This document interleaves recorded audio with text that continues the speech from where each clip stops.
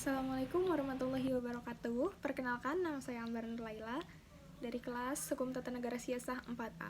Di sini saya akan mempresentasikan materi 9 hingga materi 14 terkait dengan apa yang sudah saya kerjakan.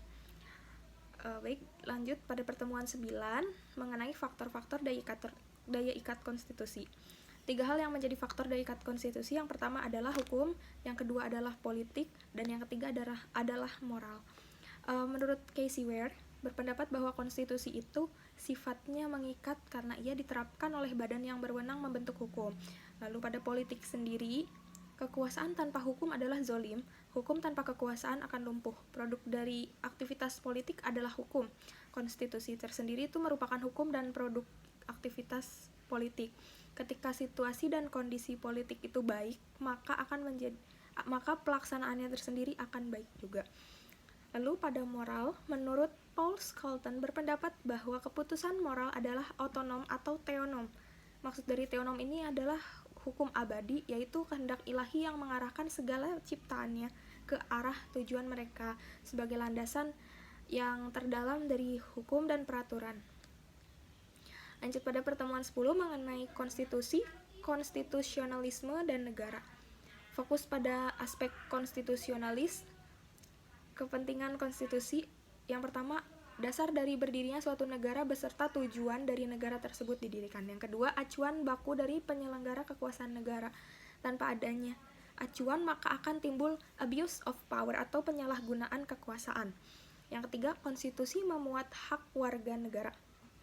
Nah, lanjut pada konstitusionalisme itu sendiri, menurut Raman Subakti, ia berpendapat bahwa konstitusionalisme adalah penganut pengendalian atas kekuasaan dalam suatu negara. Secara tidak langsung, konstitusionalisme itu sendiri adalah negara hukum.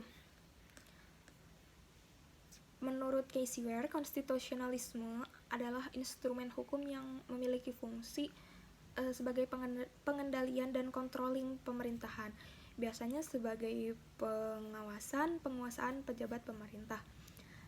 Menurut Prof. Jimli, ia berpendapat bahwa konstitusi dianggap sebagai kerangka kerja politik masyarakat yang diorganisasikan dalam bentuk hukum, yang mana substansinya itu sendiri konstitusi sebagai bingkai atau kerangka dasar sebuah negara yang diatur dalam hukum.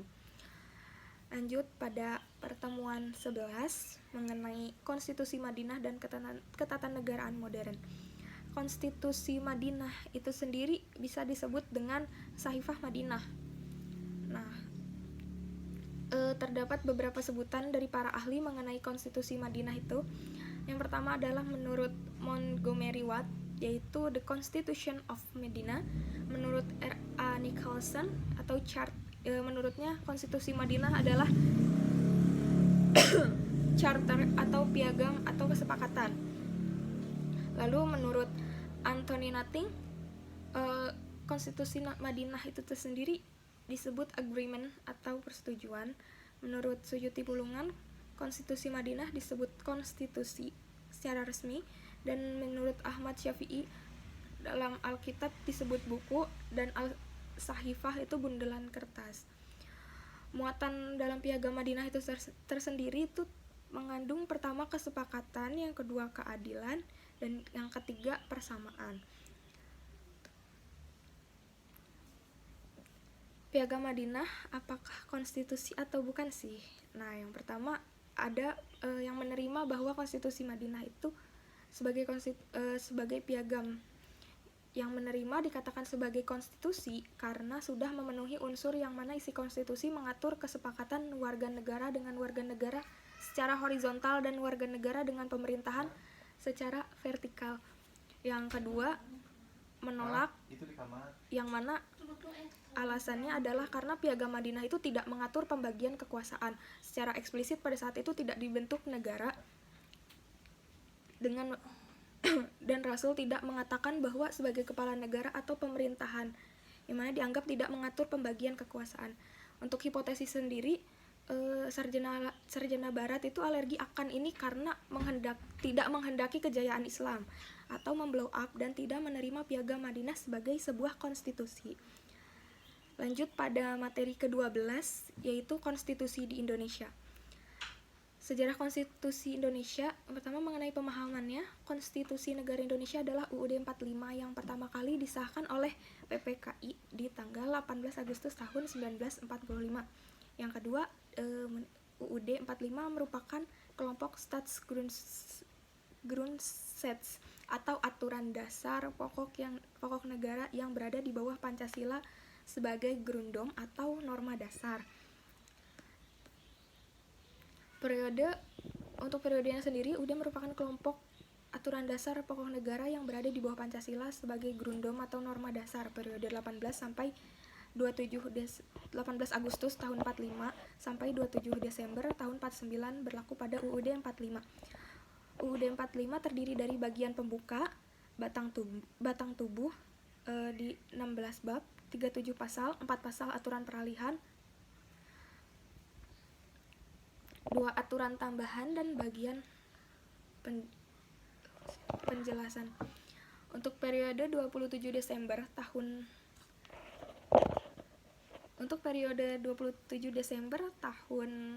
49 sampai 17 Agustus tahun 50 berlakunya UUD Konstitusi RIS.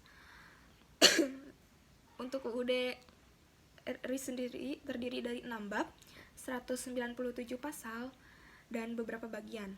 Untuk periode 17 Agustus tahun 50 sampai 5 Juli tahun 59 berlaku UUDS 1950 yang terdiri dari 6 bab, 146 pasal dan beberapa bagian. Periode 5 Juli tahun 59 sampai dengan sekarang kembali berlaku UUD 45. Untuk UUD 45 yang pertama UUD 45 sebelum perubahan, UUD 45 sesudah perubahan tahun 99, 2000, 2001 hingga 2002. Dan yang terakhir UUD hasil perubahan disebut UUD NRI tahun 45. Nah, lanjut pada materi ke-13 mengenai pengajuan konstitusional. Pengajuan konstitusional itu apa sih? Nah, pengajuan konstitusional adalah peninjauan kembali terhadap konstitusi yang ada di dalam negara dan perlu ditinjau ulang seiring dengan berjalannya waktu, sehingga terdapat prosedur yang diatur sebagai berikut. Yang pertama ada judicial review yang merupakan suatu kewenangan yang diberikan kepada institusi peradilan untuk melakukan pengujian. Apakah pengujian tersebut bertentangan dengan ketentuan perundang-undangan yang lebih tinggi atau higher law? Dalam sistem common law sering dipahami sebagai suatu pengujian peraturan perundang-undangan oleh badan peradilan. Nah, amandemen ketiga pasal 24C tentang Mahkamah Konstitusi bertugas untuk yang pertama menguji undang-undang terhadap undang-undang dasar, yang kedua memutus persengketaan kewenangan lembaga negara dan yang kewenangannya diberikan oleh undang-undang dasar, yang ketiga memutus pembubaran partai politik, yang keempat memutus perselisihan dan dari hasil pemilu. Nah, constitutional review itu memiliki fungsi untuk melindungi hak-hak konstitusi warga negara. Untuk pengujian UUD Indonesia, yang pertama pengujian UUD terhadap UUD atau judicial review of the constitutionality of the legislation, yang kewenangan pengujiannya diletakkan pada Mahkamah Konstitusi yang didasarkan pada pasal 24C ayat 1.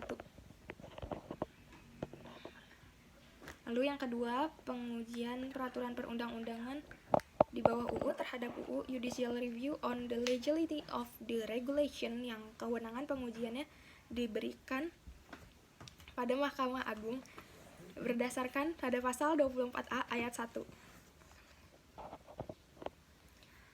Nah, lanjut pada materi terakhir yaitu pertemuan 14 mengenai hak asasi manusia. Pengertian hak asasi manusia disebut juga sebagai yang pertama droit de l'homme menurut ahli dari Prancis, yang kedua human right dari Inggris, dan mensenrechten dari Belanda.